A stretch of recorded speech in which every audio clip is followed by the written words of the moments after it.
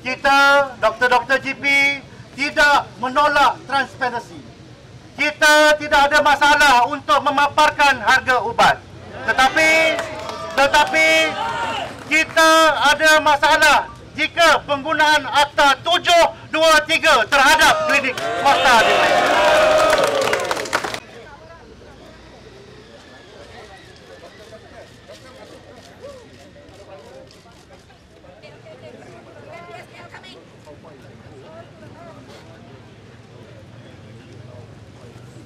Okay, basically saya rasa objektif hari ini seperti yang kita dah beritahu tadi. Nombor satu adalah penolakan Akta 723 digunakan di sektor kesihatan swasta, terutamanya klinik-klinik swasta ya. Okey, dan juga kita memang menyokong ketelusan dalam dari segi sektor kesihatan yang seperti diterangkan tadi. Memang ketelusan ini memang dah sedia ada sejak tahun 1971 dari segi Medical Act, dan juga pada tahun 2006 melalui Akta 586 dalam section peraturan 27 ya, tak silap saya 27, yang memang dah dengan jelas menerangkan mengenai hak pesakit, termasuk juga harga ini semua. Okey, dan juga dalam Akta 586 juga memang dah ada kuasa menteri untuk buat apa-apa perubahan dalam peraturan-peraturan sedia ada dari masa ke semasa kalau perlu ya.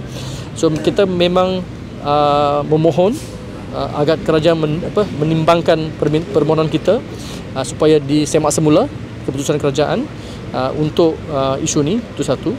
Yang isu kedua adalah of course kita membentangkan mengenai isu fee konsultasi.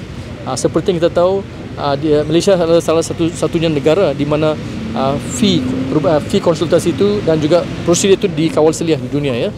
And then fee yang dikawal selia ni yang termasuk dalam Akta 8586 tu, peraturan dia di Gazette pada tahun 2006 berdasarkan fee yang dipropos oleh Persatuan Perubatan Malaysia pada tahun 1992. Berarti fee itu adalah 33 tahun.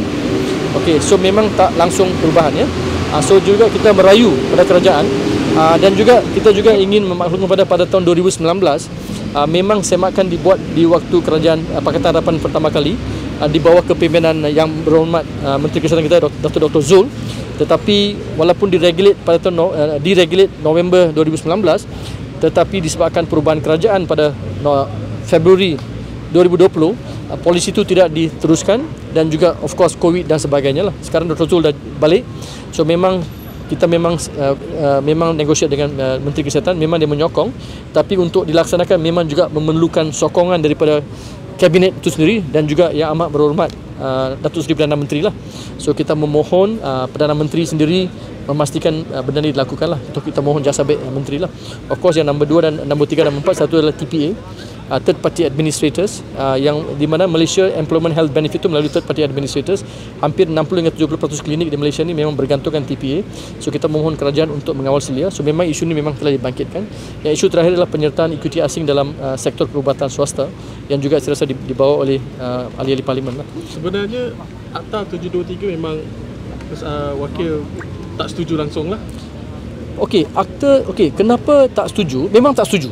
Kalau hospital itu lainnya, tapi kalau klinik swasta, termasuk dental klinik dan juga klinik perubatan swasta ya, yang memang kita kena berdaftar dengan Kementerian Kesihatan Malaysia. Okey, kenapa kita tolak akta itu? Okey, nombor satu, kita adalah professional services. Berarti kita memberikan perkhidmatan servis kepada seseorang pesakit. Itu seseorang pesakit itu dia ada perjalanan pesakit ataupun patient journey.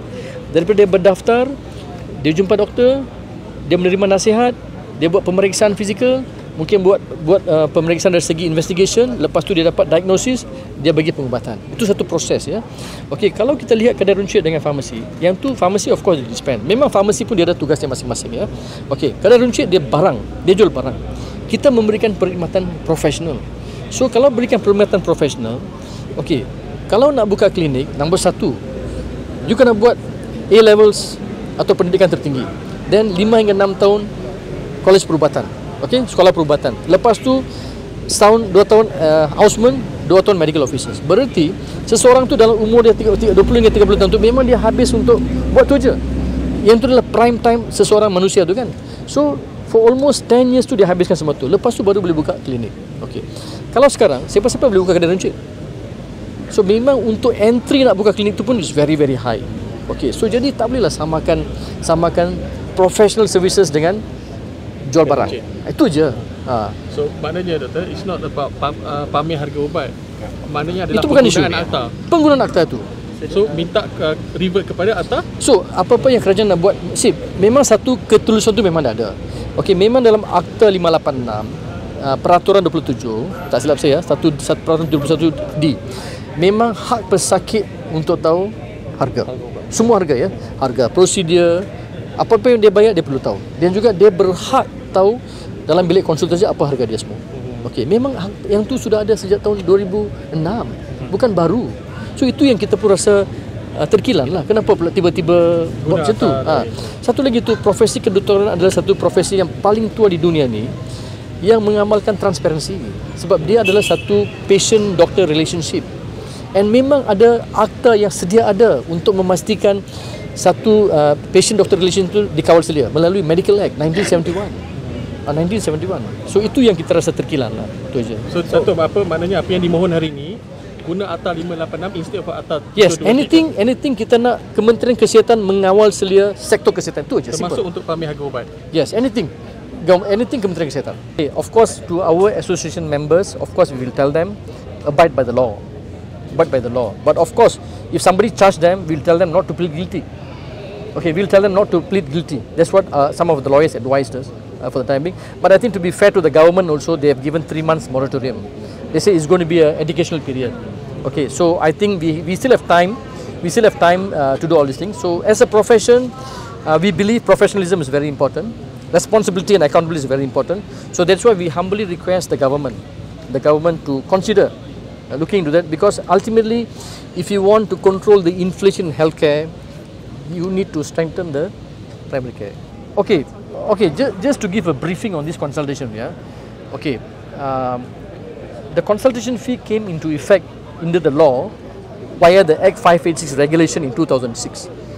That consultation fee is based on the Malaysian Medical Association's proposed fee in 1992.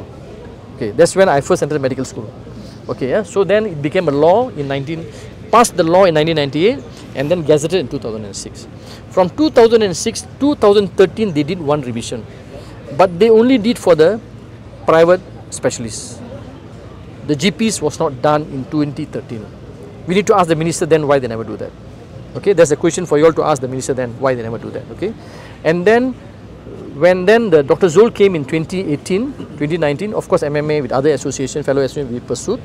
And then as I told earlier, in November 2019, Dr. Zul and the cabinet made the decision to deregulate the consultation fees. We had technical meetings. Okay, and then in February 2020, the government changed and COVID came in, right? So as we all know, when there's a change of policy, if it's not gazetted, the subsequent government may or may not follow. Okay, so that's where it was not carried out. So when Dr. Zul came back, so he knows the story, so it was much easier for us to tell him to do that. But of course, we know that even though under the Act and the regulation, the minister has the power to decide on the fees, but we also know the fee has always been a political issue, right? It's become a political decision. So that is why we are seeking the support from the entire cabinet. It's supposed to be the entire cabinet, and we believe the government will consider that. Okay, because they are talking about inflation. They're talking about inflation. They should make sure that the primary care, 12,000 clinics in the country, is sustainable economically. So this is what we're looking at. It's a bit complicated issue for a layman. Kita jumpa dengan Ketua Pengurusan dan juga Setiausaha Sulit Perdana Menteri. Siapa? Setiausaha Sulit. Okay, kita jumpa dengan Setiausaha Sulit Kanan Perdana Menteri, yang tu Encik Aznur Hafiz bin Kasuri, ya. Dan juga kita jumpa dengan Encik Muhammad Khalil Zayani bin Sumirman, pengarah untuk bahagian pengurusan. As a medical profession, we always try to be very professional. I think the presence of almost 500 plus doctors over here, all over the country, especially the GPs, I think is a message to tell that we are very serious about it. And we are not here to pressure or demand anything. We strongly believe the government understands the importance of the primary care, and we believe they will do the right thing.